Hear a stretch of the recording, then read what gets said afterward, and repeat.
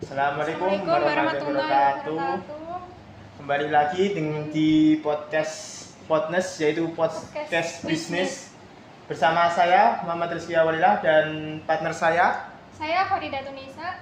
Oke, baik. Gimana kabarnya Mbak Nisa pada pagi hari ini? Baik, alhamdulillah. Oke, di sini kita akan membahas apa nih? Tentang strategi dan platform dan apa itu digital marketing. Jadi kita lebih membahas ke marketing digital ya. Menurut Iya. Mbak Nisa nih, marketing digital itu apa sih? Sebuah pemasaran yang dilakukan dengan media online dan platform online. Jadi lebih ke pemasaran produk kita melalui Secara online. ya. Dan menurut kamu apa sih? Kalau saya sendiri sih, digital marketing itu lebih sama sih dengan statement yang Anda utarakan tadi. Digital marketing lebih ke kita menawarkan atau mempromosikan produk kita melalui media digital secara online. Jadi kan sekarang kan serba online. Jadi kita lebih mudah untuk memasarkan produk kita.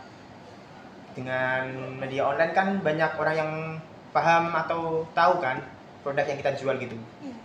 I see. Oke. Dan menurut kamu platform apa yang paling cocok untuk digunakan di era seperti ini? Kalau menurut saya sendiri sih, platform di digital kan banyak. Kalau yang lebih populer kan di kalangan remaja kan mungkin seperti Instagram, TikTok. kan ya TikTok kan biasanya di Instagram kita atau teman-teman kita kan sering posting produk yang mereka jual, bisa melalui postingan atau dari Sebuah reels atau apa itu di Instastory. Instastory-nya ya. Kalau mungkin kan kalau di WhatsApp juga kan bisa melalui status kan dengan, tapi minusnya kan kalau di WhatsApp kan cuma kita harus nge-save kontaknya ya satu-satu cuma juga. kontaknya saja.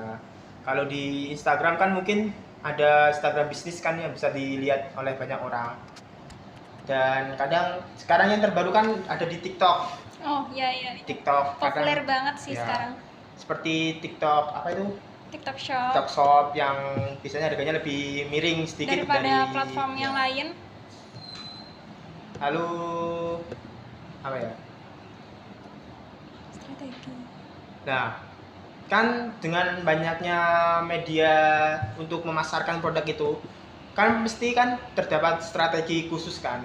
Nah, menurut kamu strategi apa yang paling cocok nih bagi pemula untuk memasarkan produknya secara digital? Kalau secara digital kan harus proses dulu ya dari awal, bagaimana kita harus memperkenalkan produk kita ke orang lain. Salah satunya yang paling pertama sih awal banget itu kita harus awal-awal promosi dulu di platform gitu. Kita posting produk kita sama kita kasih caption yang menarik agar mereka itu tertarik gitu loh. Bisa juga kita beri diskon atau bonus untuk setiap minimal pembelian. Kalau menurut kamu gimana? Kalau strategi mungkin kalau awal kan mungkin kita punya produk. Nah, kadang kan orang belum tahu produk kita itu gimana. Mungkin kita bisa memberikan testimoni kepada mungkin ke orang terdekat kita seperti kerabat atau teman yang dekat dengan kita, agar itu produk yang kita tawarkan itu mungkin bisa mereka sebarkan ke teman-temannya. Misal kita punya produk makanan ini, kita ibaratnya kita icip ke teman kita. Nah, mungkin kan kalau rasanya enak kan teman kita bisa apa itu? Bisa memberitahu ke teman yang lainnya. Kalau kita jualan ini rasanya gini. Jadi kan lebih ada apa bukti bahwa produk yang kita jual itu enak gitu. Nah, kalau kamu sendiri mungkin punya produk yang lagi dijalankan atau bisnis yang lagi dijalankan? Punya sih. Kebetulan aku lagi jual kroffel tapi buat sampingan aja, kan lagi kuliah sama sampingan gitu loh buat penghasilan tambahan. Jadi kroffel itu mungkin buat itu ya, buat tambah-tambahan uang jajan gitu ya. Nah, kroffel itu kan awal kan untuk penjualannya kan mungkin kita belum pernah Masih tahu. offline. Ya, Heeh. kita kan mungkin nggak tahu kayak rasanya gimana, kayak harganya atau apa. Nah, menurut kamu, nah kamu itu memasarkan krovelmu itu seperti apa? Awal Awal-awal penjualannya itu. awal-awal aku masih offline sih, dari teman-teman di kampus sama teman-teman di sekitar rumah gitu. Aku awal-awal jual ya dari teman-teman deket gitu, kayak tadi katamu gitu, kayak dari mulut ke mulut kan. Salah satu temanku ada yang udah bantuin buat promosi ke teman-temannya juga gitu, jadinya kan udah kayak nyebar dikit-dikit gitulah, nyebar dikit-dikit, lama-lama kan jadi luas tuh relasinya. Nah, terus sebayaku, teman-teman kuliah juga banyak sih. Aku kan seringnya PO, kalau kuliahku kan Senin, Kamis sama Jumat gitu, aku jadinya PO. Kalau hari Senin aku bawa ke kampus buat teman-teman yang pesen gitu di kampus. Berarti awal itu strategi marketing yang kamu gunakan itu seperti pre-order ya? Iya, sama kan dari mulut ke mulut. Nah, kalau pre-order itu biasanya kan ada keunggulan sama kerugian dari pre-order itu kan. Nah, menurut kamu keunggulan dari pre-order itu seperti apa sistem pre-order itu? Pre-order kan kita harus nunggu pesanan yang banyak dulu gitu kan, baru kita masak, terus kita bisa jual ke bisa eh, bisa bisa Menjualkan. ke teman yang udah pesen gitu loh. Yes, yes. I'm agree your statement. Dari keunggulan dari pre-order ini kan mungkin kita bisa mengurangi produksi kan, untuk bahan produksi kan. Jadi kita buat itu setelah ada yang pesan. Jadi bahan yang kita jual kan nggak basi gitu kan, nggak ibaratnya nggak eman-eman kita buat produk itu. Nah, pasti kan kalau ada keunggulan dari pre-order kan ada kekurangan kan. Nah, menurut pendapat kamu itu kekurangan dari pre-order sendiri itu seperti apa? Aku kira nggak ada sih, cuma kan dari awal kita harus memperhitungkan kayak bahan-bahannya itu, kayak kita bisa meminimalkan Ya. bahan-bahan yang akan kita buat jadi krovel itu. Nggak ada sih. Terus apa ya? Nah, kadang kan soal rasa, mungkin kan kita belum tahu rasanya. Nah, Selera orang gitu. ya. Nah, gimana cara kamu agar rasa itu punya ciri khas tersendiri, agar orang yang merasakan itu kayak tertarik dengan produk yang kamu jual? Kan krovel kan banyak kan sekarang. Nah, apa ciri khas dari krovel kamu dibandingkan krovel yang dijual oleh orang-orang lain? Mungkin dari segi rasa atau pelayanan atau apa gitu? Rasanya nggak terlalu manis seperti orang-orang sih, kayak ada low sugar or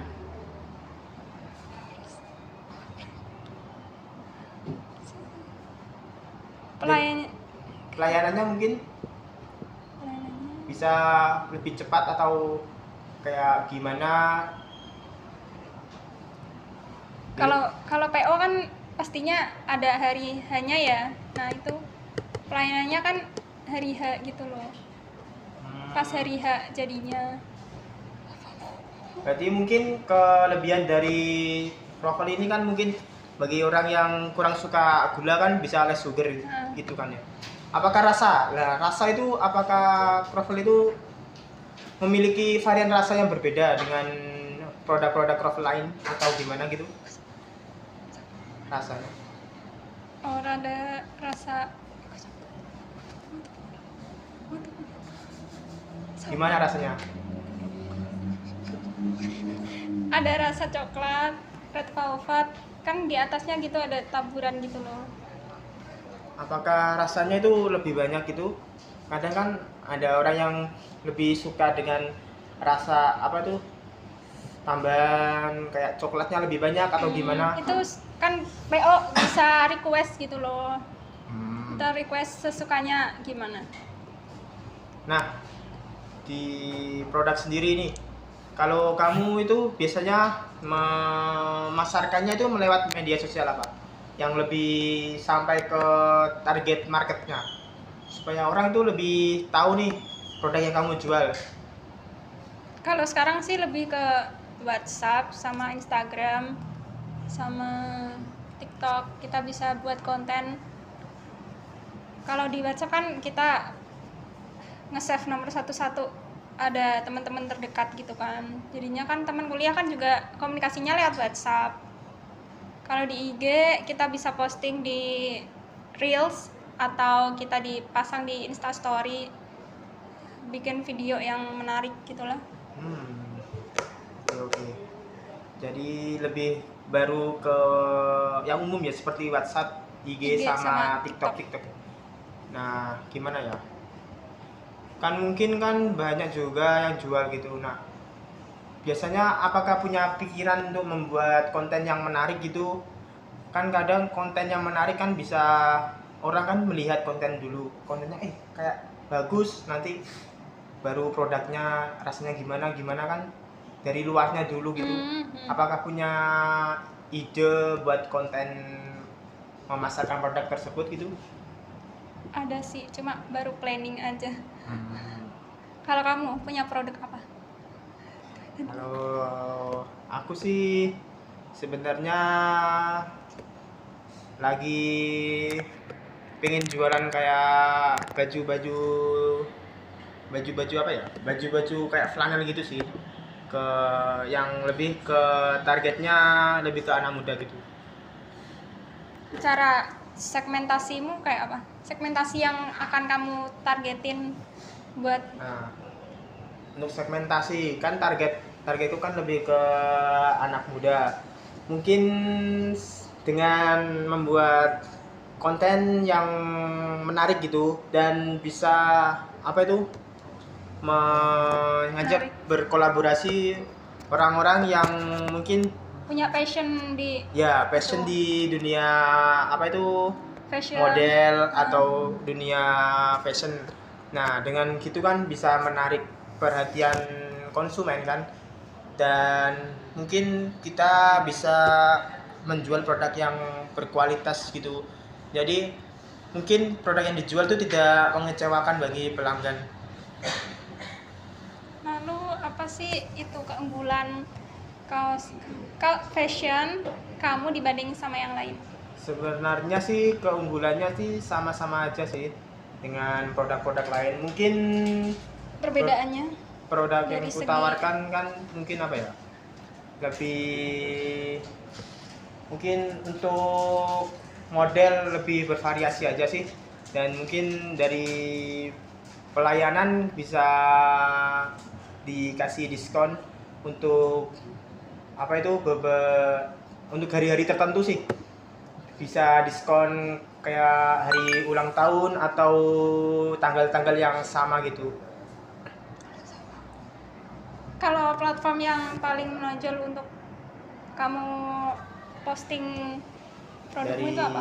platform sendiri sih, platform saya mungkin lebih ke apa ya, ke IG atau WhatsApp sih, karena kan itu saya kan masih pemula juga, baru merintis juga. Mungkin bisa saya promosikan di WhatsApp dan IG, dan mungkin kalau bisa menguasai kayak aplikasi online yang bisa lebih jauh lebih baik seperti buat konten sih ya, nanti kedepannya planningnya bisa untuk memasarkan di platform tersebut. Mungkin bisa melalui Shopee kan, bisa ngirim di luar ya. kota. Kalau Shopee kan targetnya bisa seluruh Indonesia gitu, jadi mungkin dari keuntungan bisa profitnya lebih banyak Tinggi. gitu. Terus apa ya, untuk penjualan sendiri, nah kamu misal profit kamu kan penjualan kan nggak selalu kadang itu naik kan turun, ya, nggak selalu ada pembeli kan. Nah, untuk mensiasatinya kalau profitnya kadang turun tuh seperti apa? Kita lakuin promosi aja ke teman-teman terdekat sama ke dosen-dosen. Biasanya juga ada sih yang kayak mau coba kroffel yang aku bikin. dari dosen kan gitu nyeluruh kan, bisa aja dari mulut ke mulut, dari satu orang ke orang lain.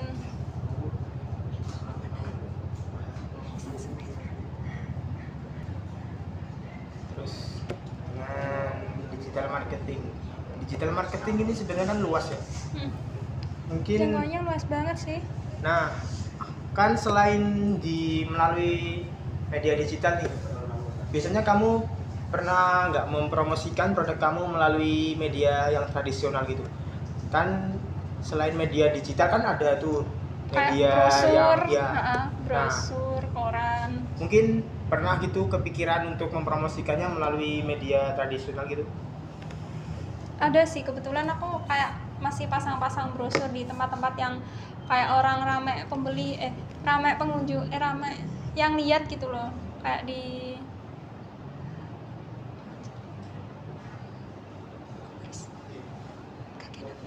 seperti apa, pamflet atau brosur.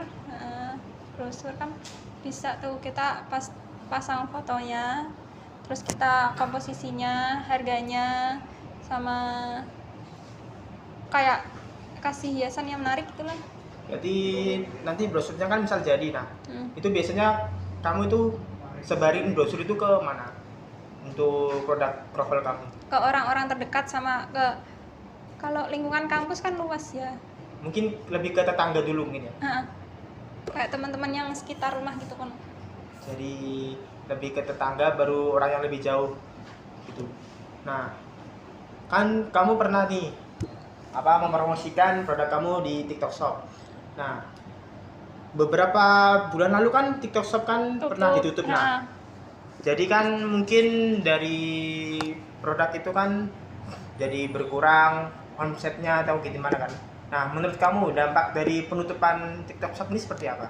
Kalau di TikTok kan aku cuma posting aja, profil kan soalnya nggak bisa dikirim ke luar kota ya, jadinya cuma buat posting aja. Kalau ada yang minat, kebetulan kan followersku juga teman-teman dekat aja sih, jadinya dia cuma lihat aja di TikTok itu, nggak ada buat jual, buat order gitu.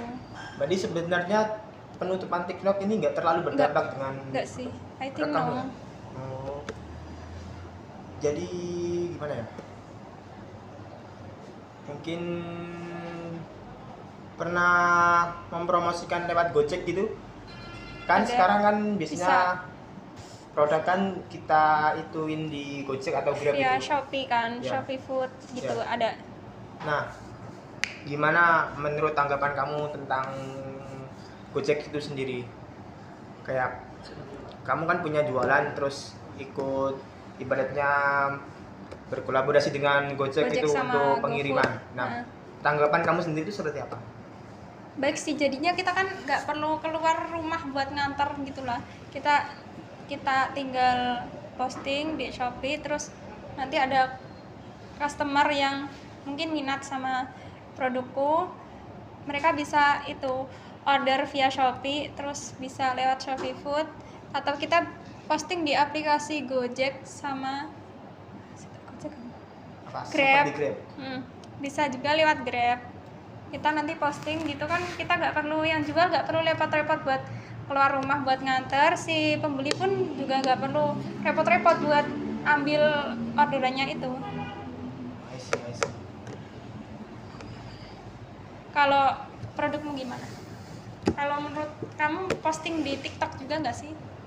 Sebenarnya iya sih, aku posting di TikTok karena di TikTok kan kadang bisa menjangkau lebih banyak konsumen juga gitu. Kalau ada dampaknya nggak sih pas TikTok Shop ditutup itu? Sebenarnya dari dampak sendiri sih berdampak banget. Jadi waktu TikTok Shop ditutup kan kita nggak bisa mempromosikan produk kita di TikTok kan. Jadi mungkin move ke Shopee, or kamu coba live di Shopee kan ada fitur live ya. juga kan.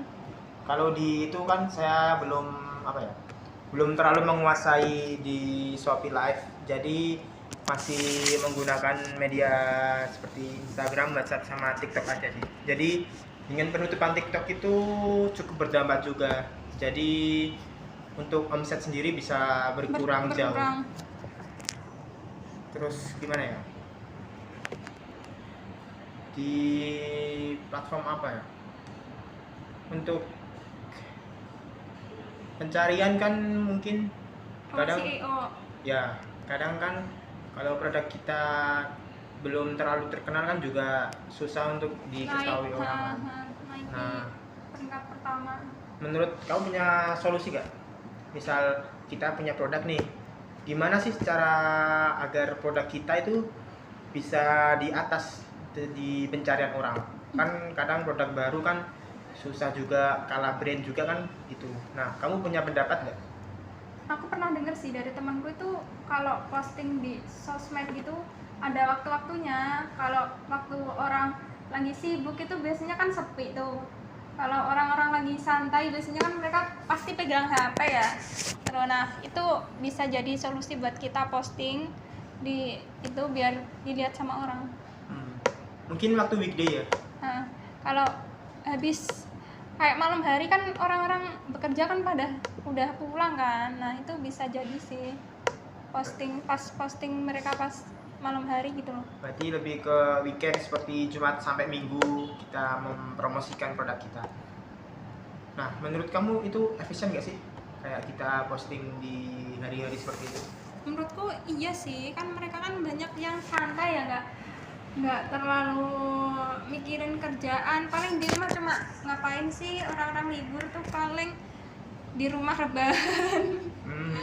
Nah, paling juga kalau pagi aja, kalau siang kan pasti udah bosen tuh, pasti pegang gadget kan. Tapi digital marketing ini sepertinya banyak juga keuntungannya.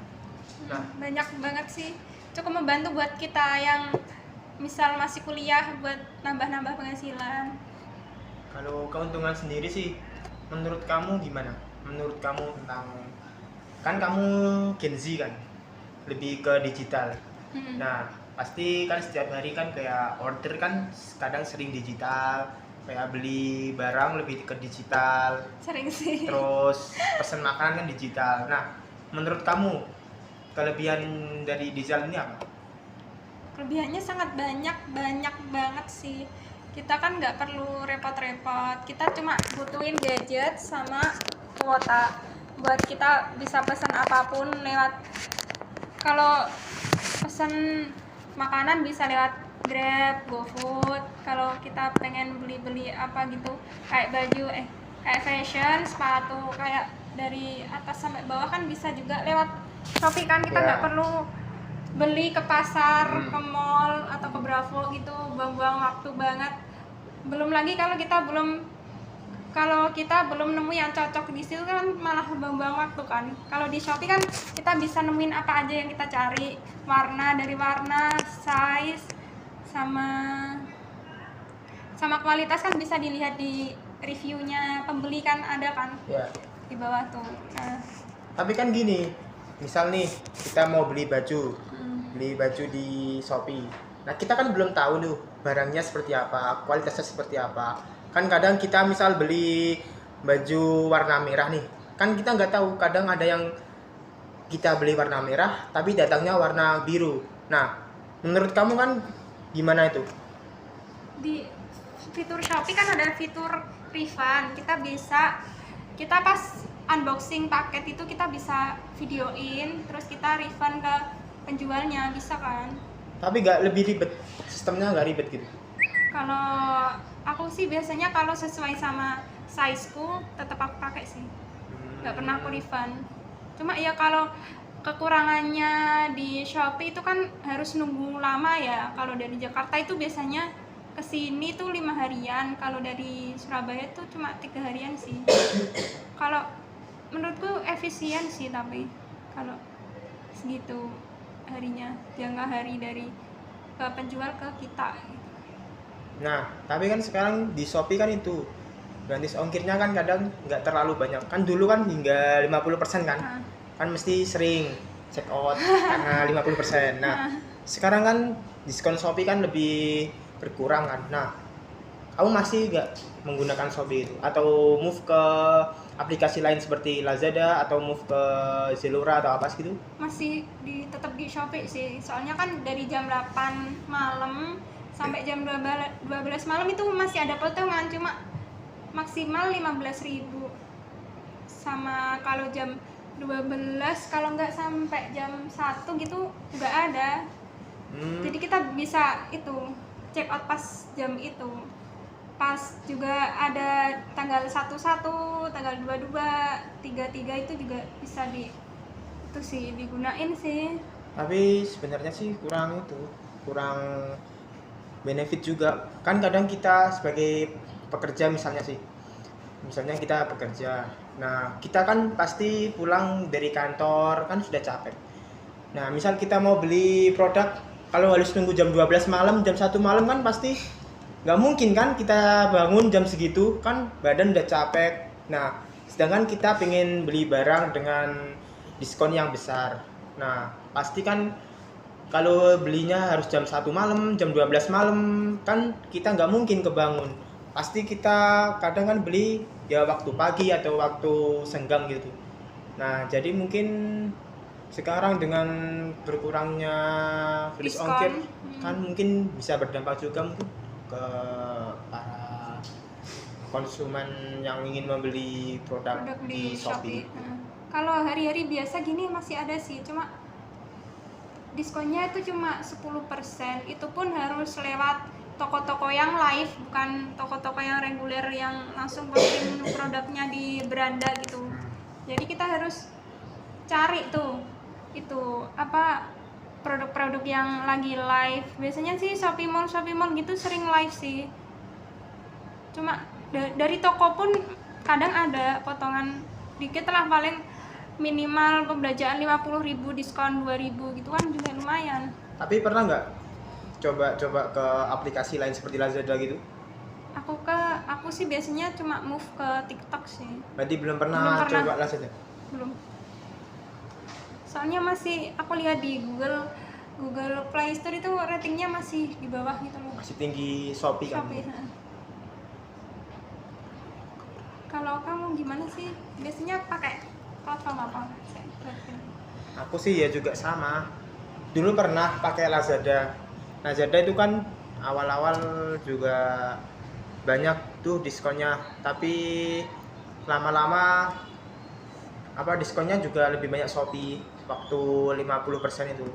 Tapi sekarang belum tahu juga perbandingan antara produk Lazada dengan produk Shopee itu lebih murah mana, karena aku juga nggak terlalu suka belanja online check out ya. Kalau pengguna baru masih ada sih, cuma satu HP itu cuma satu akun gitu loh. Ada potongan 40.000 kalau nggak salah biasanya tuh. Ada sama 6 kali gratis ongkir. Cuma ongkirnya nggak motong habis sampai 0 sih, paling cuma motong 20.000, 10.000 gitu loh. Kalau menurutmu kekurangan dari belanja online itu apa sih? Sebenarnya digital marketing ini kan juga banyak sih kekurangannya. Kadang misal nih kita di pelosok kan belum tentu I see. ada internet juga. Jadi mungkin kita punya usaha tapi kita di pelosok pedesaan. Nah, kita kan kadang juga susah untuk mempromosikan jualan kita. Mungkin bisa mempromosikannya kan cuma secara tradisional, cuma dari mulut ke mulut atau sebar brosur. Untuk secara digital seperti lewat Shopee mungkin masih minus sih di pedesaan. Selain itu kan untuk kalau check out sering itu kan kadang itu kalau orang itu membuat males. Kalau menurutku males itu gimana ya? Misal nih cuma beli makanan dekat, kalau orangnya mageran tinggal check out, beli ini tinggal check out kan interaksi sama orang juga kurang kan? Lebih kurang. Jadi kan kita jadi lebih males, kalau kita lebih kurang gerak juga. Kadang kalau kurang gerak kan badan juga nggak terlalu sehat, selalu banyak check out. Dan satu lagi, kalau kebanyakan check out itu, apalagi jika banyak diskon ini, kita jadi boros. Ya, kayak boros. Nah, Kalau boros kan gimana ya? Kita kan juga belum punya penghasilan sendiri. Tetap penghasilan tetap. Ya maksudnya masih kan. pelajar hitungannya. Kalau boros kan ya kebutuhan kita kan banyak gitu. Nggak cuma check out aja. Apa lagi ya kerugiannya? Kerugian sendiri sebenarnya nggak terlalu banyak juga sih, lebih banyak keuntungan.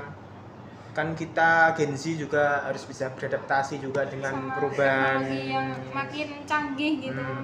perubahan di era sekarang kan lebih ke digital semua, jadi semuanya kan lebih digital, apa-apa melalui digital. Jadi mungkin kita lebih apa ya, lebih bisa adaptasi dengan perubahan zaman juga. Apa ya, dengan dengan digital ini mungkin dari kamu apakah berpengaruh dengan kehidupan nggak? I think yes. Soalnya kan cewek. Cewek kan sukanya check out Shopee ya. Jadi gampangin aja buat nggak perlu keluar rumah, keluar bensin, sama keluar tenaga yang banyak buat milih-milih di pasar atau di mall gitulah. Mudahin banget sih, mudahin kayak kita lagi di rumah tuh pengen apa gitu bisa check out, apalagi kan buat kayak ibu rumah tangga. Nah itu sih. Oh iya, masalah check out nih. Kadang kan kalau kita misal kita punya anak, kita butuh beli susu bayi. Nah, kalau check out kan mesti butuh waktu kan lama. Nah, itu mungkin bisa jadi minus dari apa pemasaran digital itu sendiri. Misal kita butuh sesuatu dengan cepat nih, kan kita juga nggak bisa. Kalau pengiriman kan minimal 3 sampai 5 hari, iya. sampai seminggu sih biasanya. Kalau butuh cepat kan itu masih bisa bisa menjadi minus juga minusnya, kan dari digital marketing. Dan misal nih kita mau masak, beli sayur atau apa, kan kita juga nggak bisa lebih efisien kita belanja ke pasar, lihat sayurnya langsung kan, sayur ini lebih segar atau apa, lebih kan fresh. Kalau kita lebih beli di online kan kita nggak tahu juga produknya basi atau layu gitu kan. Kalau sayur sih lebih efisien langsung ke tokonya atau ke pasar gitu sih, jadinya kita bisa lihat barangnya langsung gitu. Jadi mungkin itu digital itu nggak semua bisa didigitalkan sih. Seperti ibaratnya kita mau beli kita mau beli roti goreng atau gorengan. Nah, kita kan nggak mungkin kan kita check out atau kita beli secara online. Pasti kita lebih suka beli langsung kan ya. Tapi mungkin suatu saat mungkin ya ada sih kayak jualan gorengan online gitu dari mungkin dengan berkembangnya zaman, kan sekarang zaman juga lebih canggih dengan banyaknya fitur-fitur dan teknologi yang lebih disediain gadget. Dengan apa lagi ya terus dari segi ekonomi nih, apa berdampak nggak sih dari digital marketing ini digital marketing ini dengan ekonomi buat UMKM ya? Kan kadang UMKM dulu kan jualan kan pasti di pinggir jalan menunggu pelanggan dan pasti kan nggak nentu juga. Nah, sekarang kan dengan adanya digital mungkin bisa UMKM posting, bisa ya. Menurut kamu berpengaruh banget nggak UMKM dengan digital marketing ini? I think yes, because banyak ibu rumah tangga yang jual-jualan buat nambahin penghasilan keluarganya gitu kan, bisa aja jual seblak atau ceker mercon atau makanan-makanan yang lagi booming gitu loh, bisa posting di WhatsApp. Terus nanti kan ada tuh yang misal ada pembeli satu lah, bisa nanti promosiin ke teman-temannya Nah gitu bisa bantu mereka buat nambah-nambah penghasilan sih. Berarti dengan apa Adanya ada digital marketing ini berpengaruh bantu banget. banget. Kan biasanya kan dengan perekonomian yang lebih stabil kan juga berpengaruh dengan pendapatan pemerintah juga kan dari sektor ekonomi. Bila UMKM sejahtera kan juga berpengaruh Mungkin juga. negaranya bisa itu Lebih makmur maju. lagi. Nah, mungkin kan dari segi negatifnya kan kadang dengan ekonomi kan banyaknya kasus penipuan gitu kan kayak kita beli produk ini yang datang nggak lain. sesuai. Nah, itu ada nggak ya kayak cara meminimalisir terjadinya penipuan di digital. bidang digital?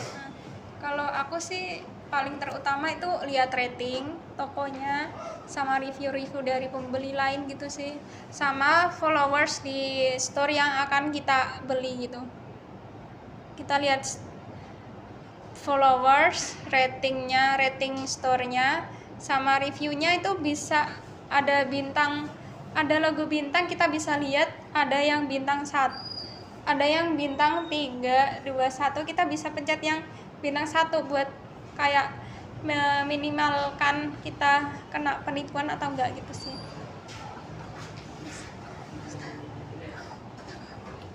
Kalau menurutmu gimana sih, apa dampak buat digital marketing ini buat kayak bapak-bapak gitu? Kalau dari keluarga ya, digital marketing mungkin dengan adanya digital marketing itu kadang kalau dalam rumah tangga itu perekonomian di rumah tangga mungkin bisa kebantu juga sih. Kadang kan ibu rumah tangga kan dulu kerja kan kadang kan ibu rumah tangga aja. Nah, dengan digital marketing ini kan mungkin ibu rumah tangga itu bisa bisa nyambi berjualan online gitu kan. Berjualan online kan nggak harus punya tempat juga, nggak harus punya pledge. Kita cuma butuh produk dan kita tawarkan produk yang kita jual itu. Nah, jadi kan lebih bisa membantu perekonomian keluarga juga dengan adanya digital marketing ini. Dengan membantu perekonomian keluarga kan jadinya keluarga itu keuangannya itu lebih stabil lagi. Jadi nggak harus laki-laki juga yang bekerja. Nah, kalau kerugiannya mungkin kalau istrinya boros nih. Kalau istrinya boros kan lebih banyak check out karena diskon. Nah, itu yang mungkin bisa buat kekurangan buat suami kadang yang harus berpikir lebih keras mencari uang untuk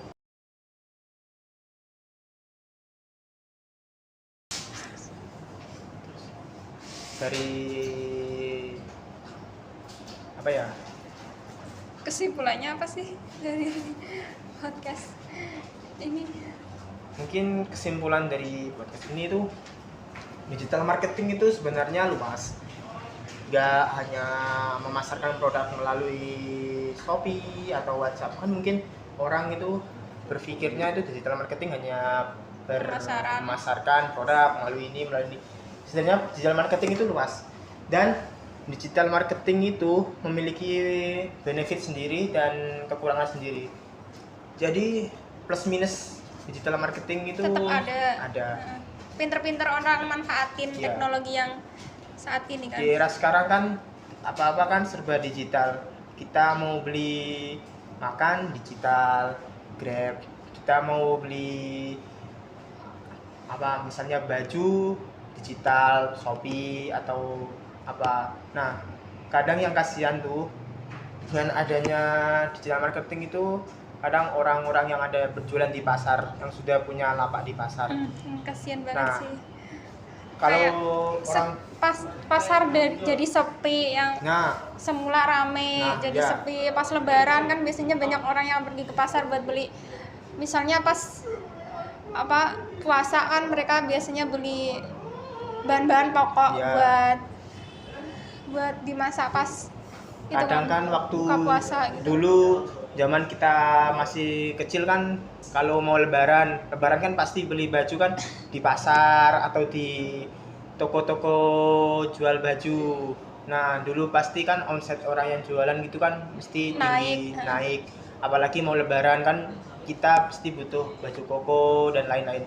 Nah kalau sekarang kan dengan ada digital kan terkadang kasihan juga dengan orang yang berjualan itu kan, dia sudah stok barang banyak tapi pembelinya sedikit karena orang kan lebih suka cenderung ke online. Iya, lebih cenderung di online kan. Di online tinggal misalnya kita rebahan tinggal check out, tinggal ini. Kalau harus pergi ke pasar kan kadang juga males juga. Oke. Baik, terima kasih Nisa atas bincang-bincang kita pada pagi ini. Baik, semua terima kasih telah menonton podcast yaitu podcast bisnis bersama Mbak Nisa pada pagi ini. Sekian dari kami berdua. Wassalamualaikum warahmatullahi wabarakatuh.